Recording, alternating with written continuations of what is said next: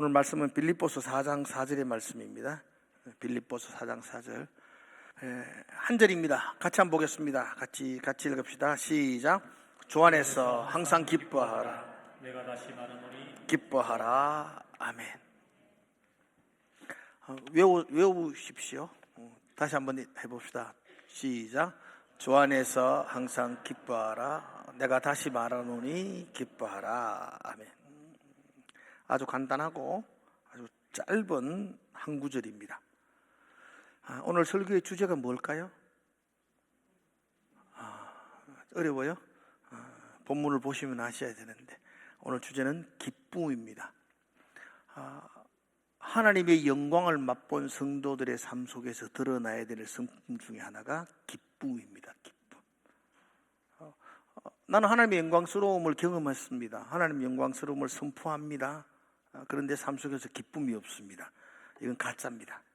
그래서 하나님의 영광스러움을 선포하는 성도들의 삶 속에는 기쁨이 넘쳐나는 겁니다. 예수 믿는 거 기쁘세요? 오늘 교회 나올 때 막 설레이고 기쁨으로 막 달려오셨나요?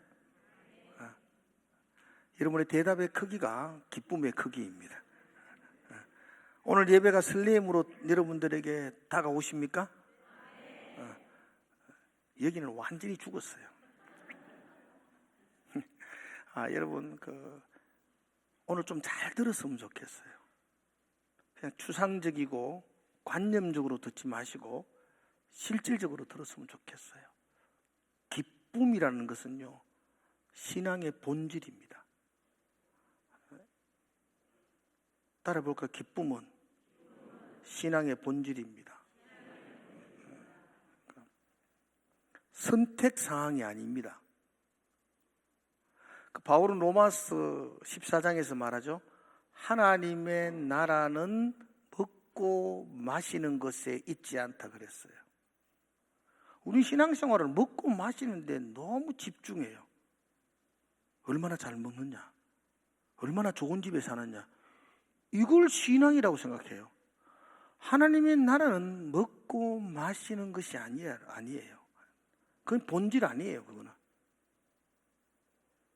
하나님의 나라는 오직 성령 안에서 의와 평강과 기쁨이니라 그랬어요. 희락이다. 하나님의 나라의 본질은 기쁨입니다. 기쁨. 그러므로 우리가 하나님을 믿는다, 신앙을 가진 성도라면 우리 속에는 기쁨이 넘쳐나야 합니다. 세상이 줄 수도 없는 기쁨, 세상이 알지 못하는 그 기쁨이 여러분 안에 있어야 되죠. 그게 신앙입니다. 예수님 그렇게 말씀하셨습니다. 누구든지 목마르거든 내게로 와서 마시라. 나를 믿는 자는 그 배에서, 그 속에서 생수의 강이 흘러넘칠 것이다. 이 기쁨의 강이잖아요. 예수 믿는 사람의 가장 본질적인 특징은 그 속에서 기쁨이 끊이지 않는다는 거죠. 난 예수 잘 믿는데요, 그래도 얼굴 보면 기쁨이 없어요. 그걸 우리는 사상누각이라 그래요. 모래 위에 지은 집과 같은 신앙이에요. 그 올바른 신앙 아닙니다. 한순간에 와르르 무너져 버리고 마는 신앙입니다.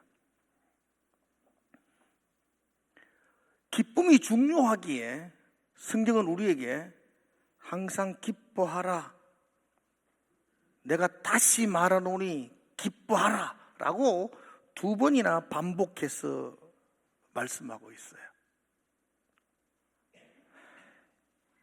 아주 짧고 간단한 말씀이지만 사실은 설교하기는 참 어려운 말씀이기도 합니다. 기뻐하라는 것이 명령이기 때문이에요.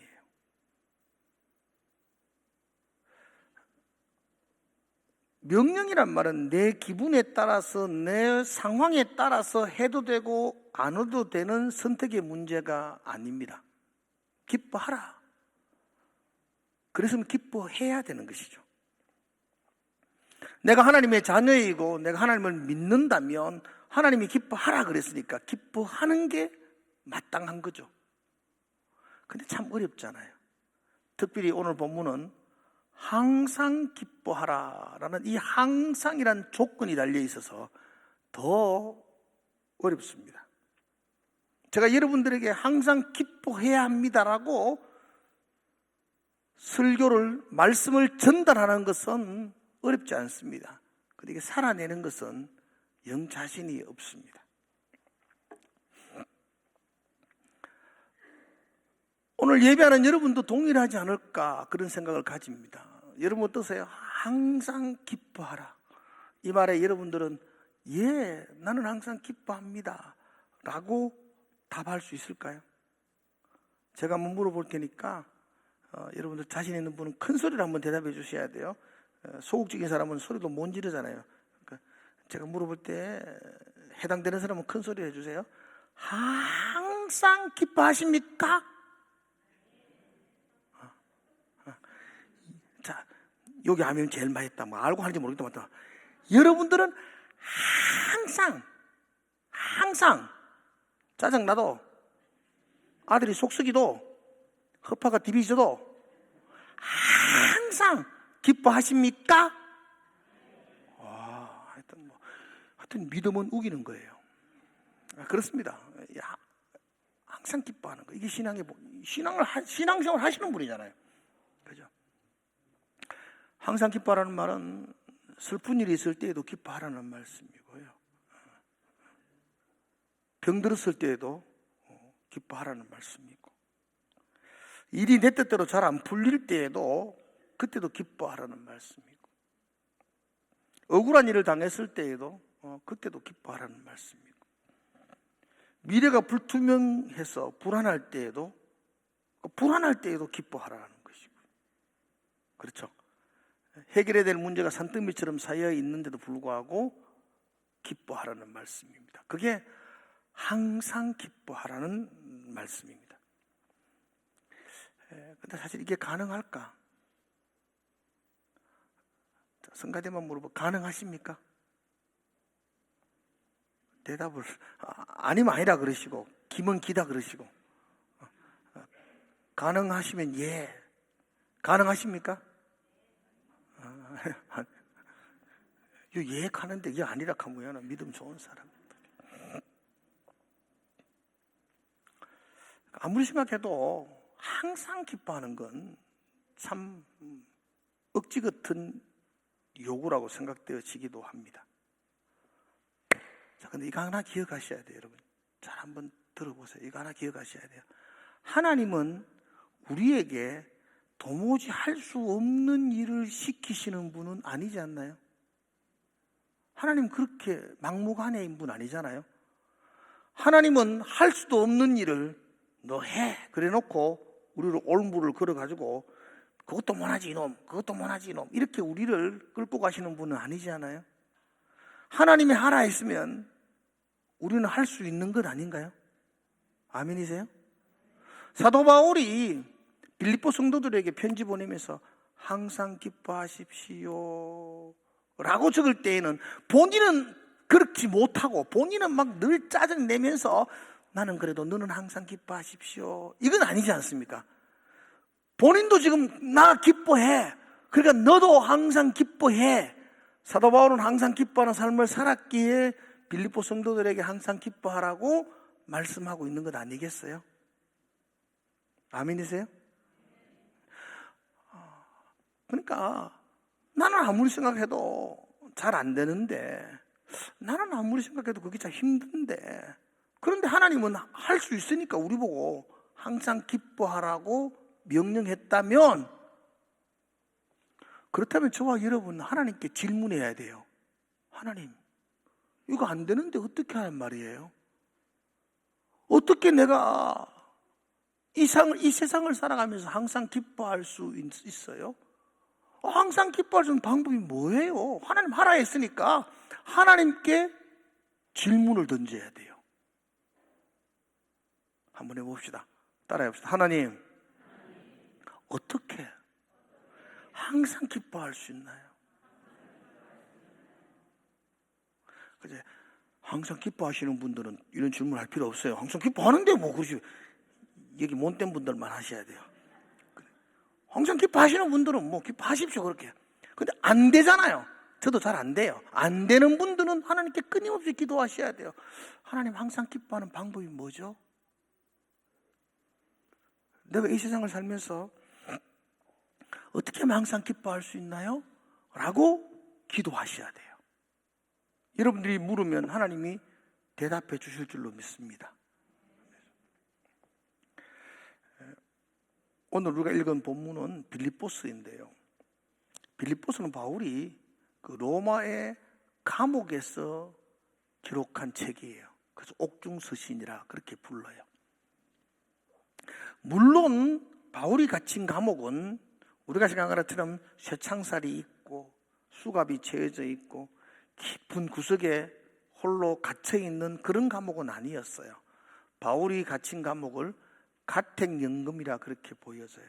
그러니까 로마 도시 안에 어떤 집이 한 채 빌려가지고 거기서 바울은 밖으로 못 나오지만 그래도 그 집에서는 자유롭게 활동할 수 있고 사람들은 들어와서 큰 문제가 없는 사람이라면 바울을 자유롭게 만날 수 있는 그런 가택연금 상태에 있었어요.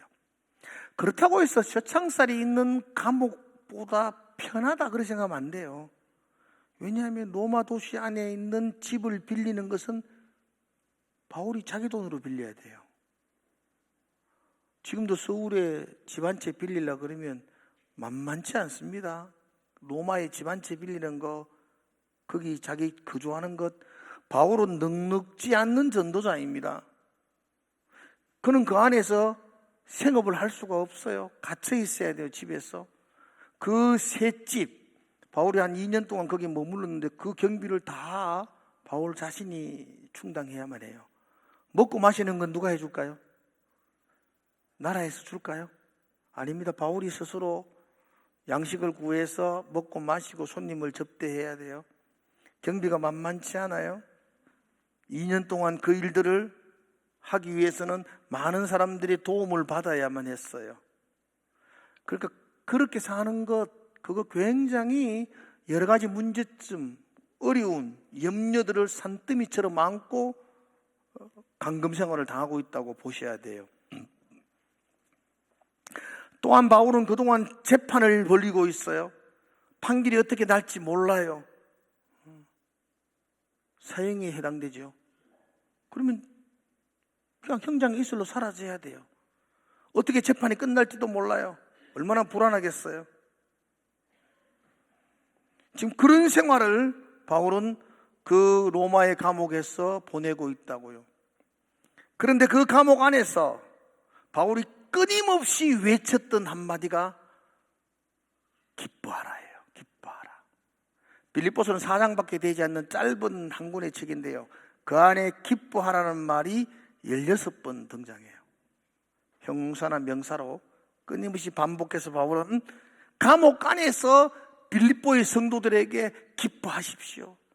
우리 가운데 분쟁이 있는 것도 압니다. 그러나 기뻐하십시오. 한 마음이 되도록 기뻐하십시오. 끊임없이 바울은 그들을 향하여 기뻐하라고 권면하고 있습니다. 환경과 상황은 절망적이고 암울합니다. 그런데 바울이 외치는 메시지는 기쁨의 메시지입니다.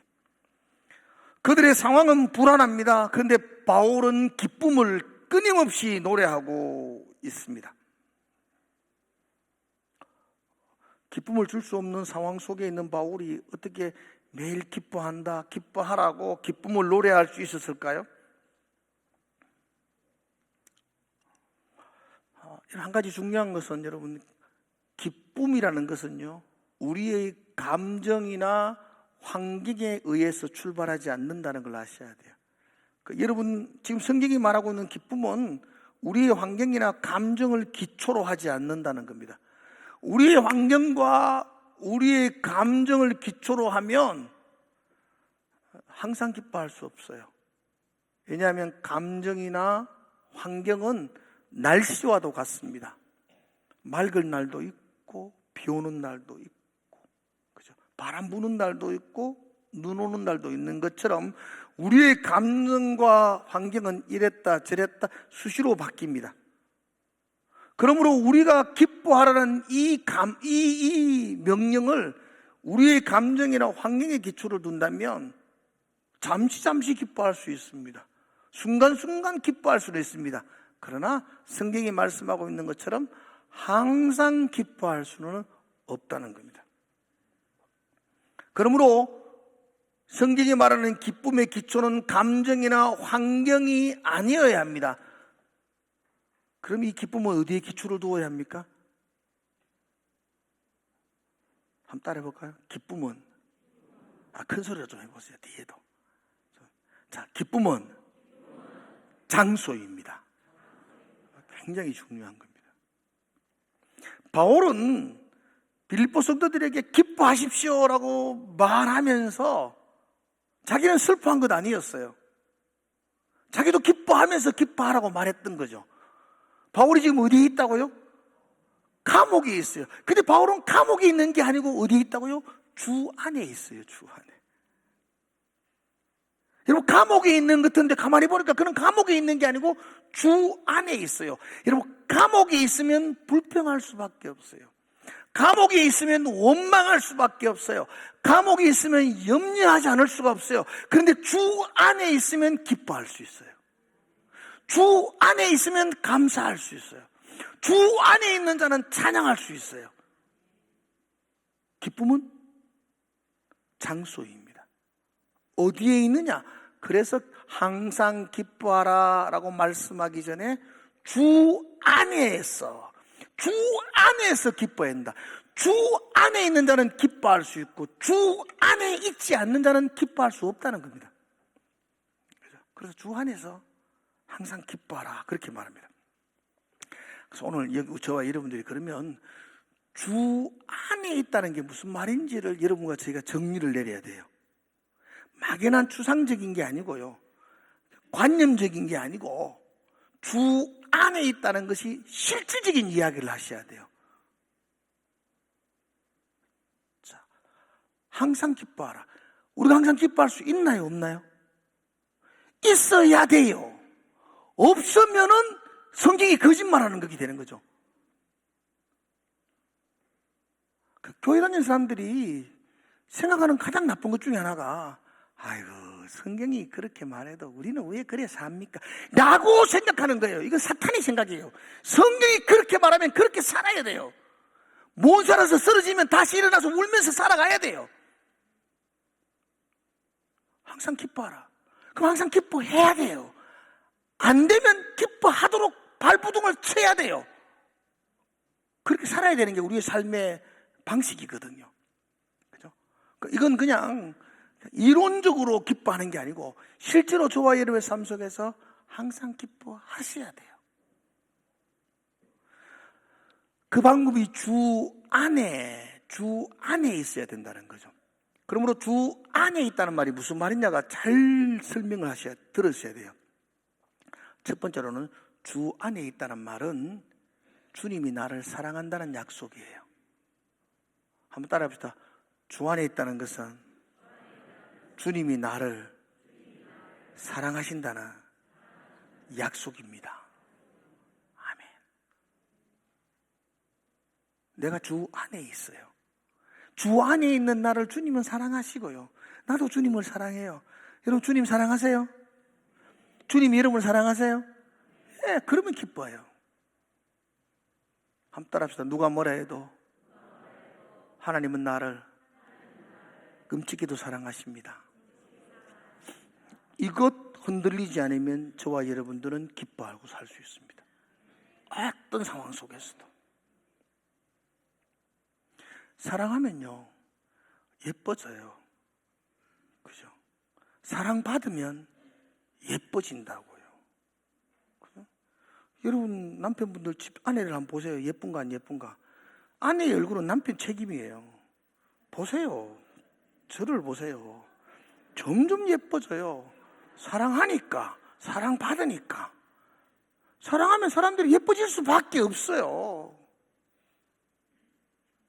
사랑하면 늘 웃어요. 안 그래? 사랑하니까 뭐 그냥 웃었잖아. 웃어요. 젊은 우리 교회 청년들이 지금 연애하는 청년들이 몇 커플이 있어요. 지는 내가 모르는 줄 알아요. 나는 다 알아요. 얼굴 보면 다 나타나요.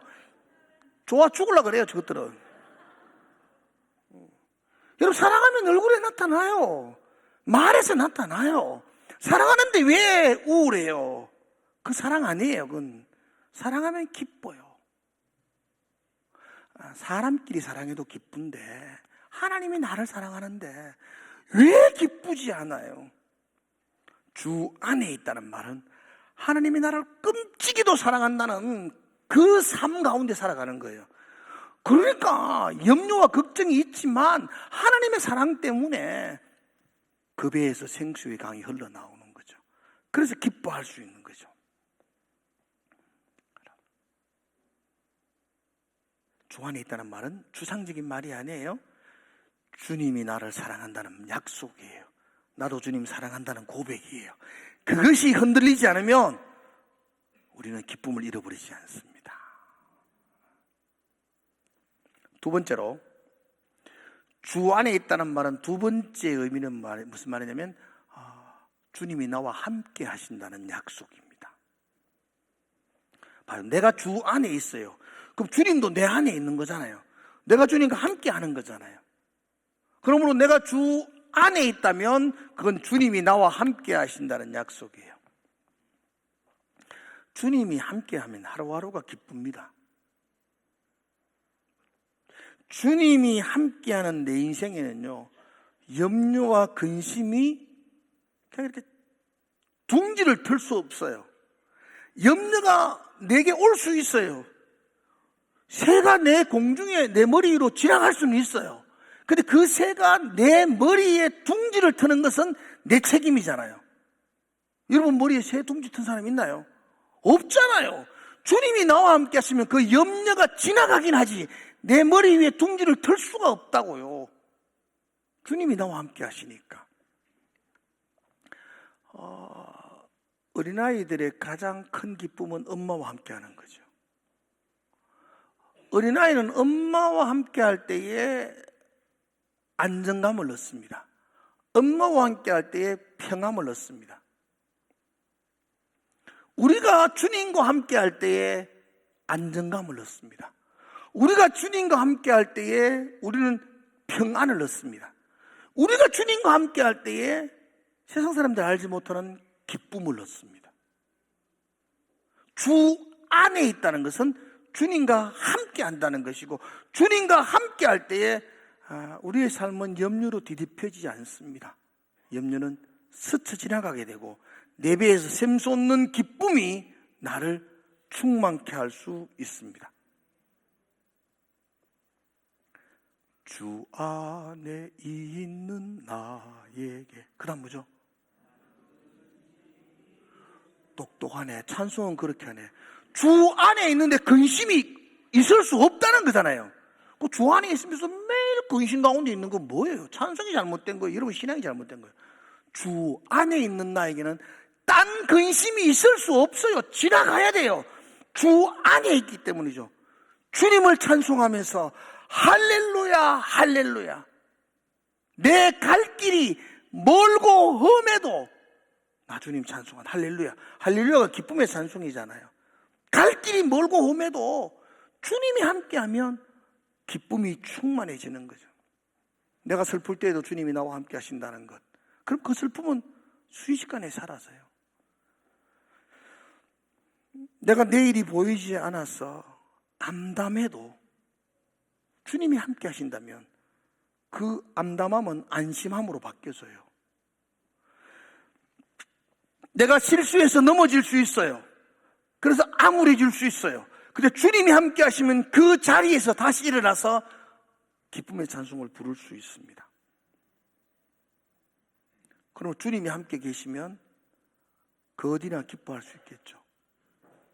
내 주 예수 모신 곳이 그 어디나. 찬송은 그렇게 부르는데 왜 주님과 맨날 가면서 막 그 어디나 지옥처럼 사세요? 내 주 예수, 주님과 함께하는 곳은 그 어디나 빈들이나 거친 들판이나 하나님의 나라 기쁨의 장소가 되는 거잖아요. 할렐루야. 그러므로 항상 기뻐하는 것은 좀 막연한 이야기로 보지 마시고, 내가 주 안에 있어서 주님이 나를 사랑한다는 걸 믿고, 내가 주 안에 있어서 주님이 나와 함께 하신다는 걸 붙들면서 기뻐하는 거예요. 기뻐하는 거. 기쁘게 살아내는 거예요.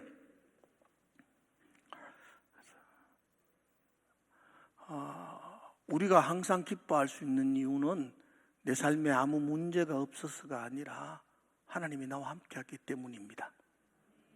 할렐루야. 내가 기뻐하는 이유가 내 삶에 문제가 없는 게 아니고 하나님이 함께하는 것 때문이라면, 내가 기뻐하지 못하는 이유가 문제가 많아서가 아니고 하나님과 함께하지 못했어입니다. 아무리 많은 문제가 있더라도 하나님과 함께하면 그 자리는 기쁨의 자리가 될 것이고, 아무 문제도 없고 평안할지라도 하나님이 없으면 그 자리는 공허한 염려의 자리가 돼요.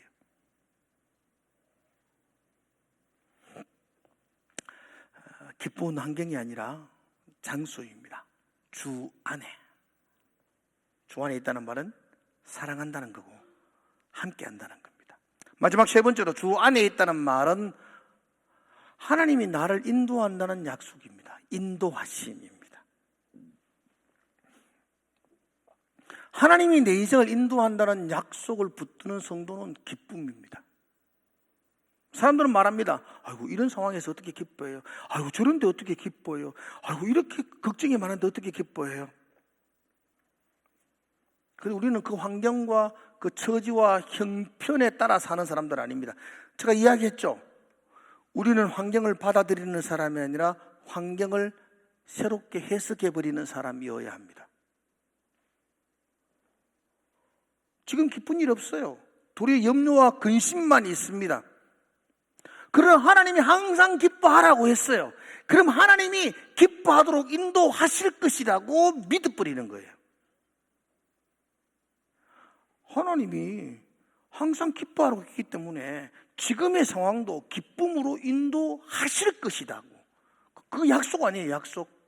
그죠? 우리가 하나님 말씀을 명령으로 받으면 부담이지만 약속으로 받으면 뭐가 된다고요? 힘이 돼요, 힘이 돼. 쉬지 말고 기도해라. 이게 명령이라 그러면 얼마나 힘들어요. 아이고, 눈도 기도해야 되고 밥 먹으면서 기도해야 되고 막 쉬지 말고 기도하라 그랬으니까 얼마나 그게 힘들어요. 근데 그걸 약속으로 해석해 보세요.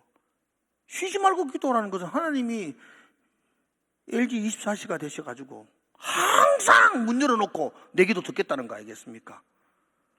하나님이 항상 네가 뭘 해도, 네가 언제 기도해도, 자면서 기도해도, 눈 뜨고 기도해도 내가 네 기도를 항상 들을게. 너 언제나 기도해라. 그거 쉬지 말고 기도하라는 거 아닙니까? 약속으로 받으면 얼마나 위로가 돼요. 항상 기뻐하라. 이것도 약속으로 받아들이는 겁니다. 내 인생을 항상 기쁨으로 인도하시겠다는 약속으로. 그러면 지금의 환경 때문에 염려하지 아니하고 하나님의 인도하심을 믿기 때문에 우리는 감사할 수 있는 것입니다. 주 안에 있다는 것, 이건 주님이 나의 길을 인도하신다는 약속입니다. 우리는 그 약속을 믿습니다. 그래서 지금의 상황에 관계없이 주님이 나의 길을 인도하시는 걸 믿기 때문에 감사하는 거죠. 기뻐하는 겁니다. 한 번도 가보지 않는 길을 걸어가는 것은 굉장히 두렵습니다. 커브를 돌면 뭐가 있을지도 모릅니다. 그런데 그 길을 늘 다니던 사람과 함께하면 두려움은 안심이 됩니다. 내 인생의 내일은 내가 한 번도 가보지 못했습니다. 그래서 내 인생의 내일을 생각하는 사람은 두려워할 수밖에 없습니다. 그런데 내 인생을 나보다 더 잘 아시는 하나님과 함께하고 그 하나님이 내 인생을 인도한다는 믿음으로 살아가면 설레임으로 갈 수가 있습니다. 주 밖에 있는 사람은 그의 내일을 향하여 두려워해야 됩니다. 그래서 여러분 옆집에 예수 안 믿는 사람이 아무 걱정 없으면요, 가가 이야기하셔야 돼요. 너는 걱정 좀 해야 된다. 네 무슨 백을 믿고 걱정 안 하느냐. 그러나 여러분들은 주 안에 있습니다. 내 인생을 나보다 더 잘하신 하나님이 나를 인도하신다는 믿음으로 살아가는 사람들입니다. 그래서 우리는 두려움이 아니라 안심함으로 그 길을 걸어갈 수가 있습니다. 내 인생, 내 길을 인도하시는 그 하나님이 지금도 내 귀에 그렇게 말씀합니다. 두려워 말라. 내가 너와 함께함이라. 무서워 말라. 내가 너의 하나님이 됨이라. 성경에 얼마나 많은 곳에서 펼 때마다 하나님이 우리에게 하시는 말씀이 두려워 마라. 내가 너와 함께하겠다. 내가 너의 인생을 인도하겠다. 그 약속으로 가득 차 있는 곳이 성경이 아니겠습니까?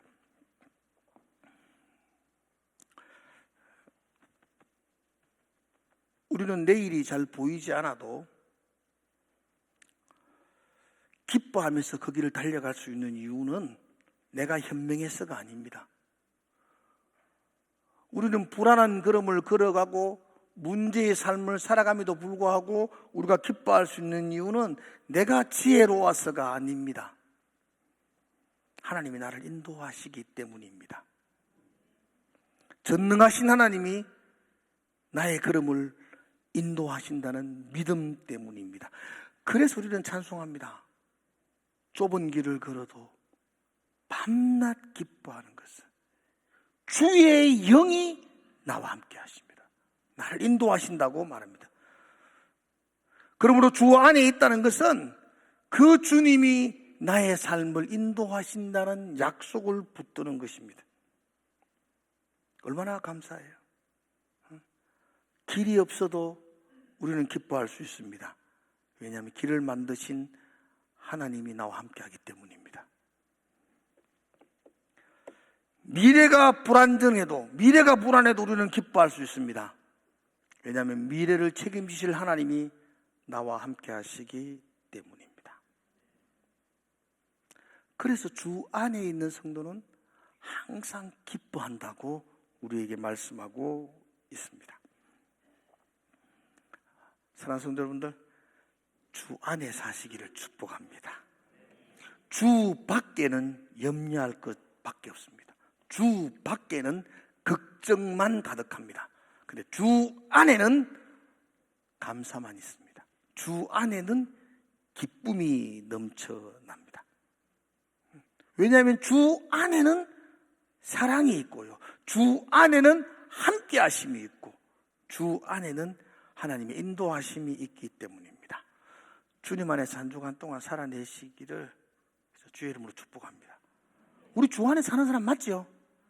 그래서 사십시다. 주 밖에 살지 말고 주 안에 살자고요. 그래서 주 안에 산다는 것은 그냥 막연히 내 주 안에 살아야지라고 되는 게 아니고, 숙제 3가지가 있어요. 내가 숙제 오늘 3가지. 주 안에 살기 때문에 주 안에 사는 사람들만 한번 해보세요. 이 숙제는 내가 주 안에 있다는 걸 잊지 않기 위해서 하는 숙제예요. 첫 번째 숙제, 하나님 나를 사랑하십니다. 자, 다른 하나님 나를 사랑하십니다. 아침에 눈 뜨면 제일 먼저 고백하는 거, 하나님 나를 사랑하십니다. 그거 붙들고 하루를 사십시오. 그 두 번째 고백해야 될 거, 하나님이 나와 함께 하십니다.